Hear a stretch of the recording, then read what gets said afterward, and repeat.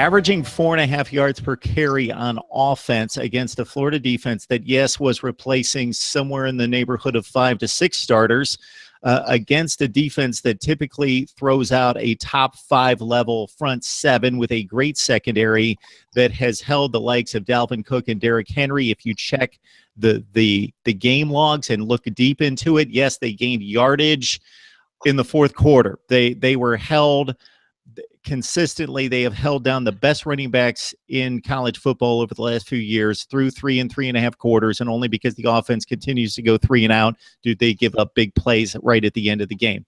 But consistently, Michigan moved it and dominated the line of scrimmage offensively up front. Agreed. And, you know, I was on a Gator Breakdown last week before the show, and they had pointed out, or before the game, and they had pointed out to me on that show that not really since the Citrus Bowl in Tim Tebow's sophomore year in 2000, and that was the 07 season, the 08 Citrus Bowl, was really the last time Florida didn't have a top 10 to 20 defense nationally. Going back over a couple different coaches now, this has been one of the best units consistently in college football, and it's why Jim McElwain, despite those offensive struggles, has been able to win the SEC East now in his first 2 years.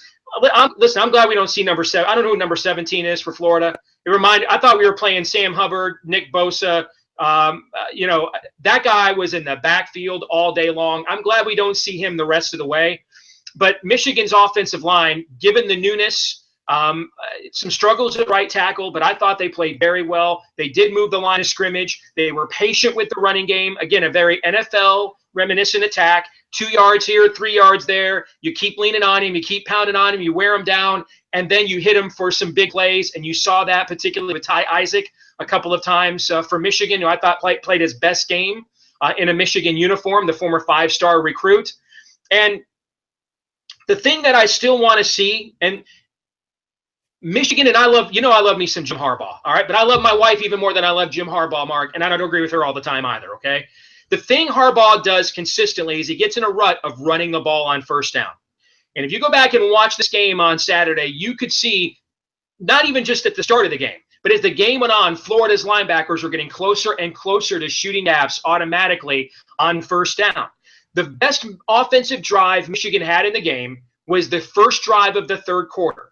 The first 2 first downs they had, the first one coming off the kickoff, and then the next first down they had in the same possession. They came out on those 2 possessions, on those 2 first downs, threw the ball on first down, got solid yardage, forced those linebackers to ease a couple of yards back up off the gap, and then they pounded Florida in the running game the rest of the way on that drive, culminating with Karan Higdon's touchdown run. And I don't think that's a coincidence. That's the one thing we saw with Harbaugh last year against Iowa, against Ohio State, against Florida State. We get into too much for all of his creativity, and we all love that. But sometimes the inner bow comes out, and we get into this run-pass rut.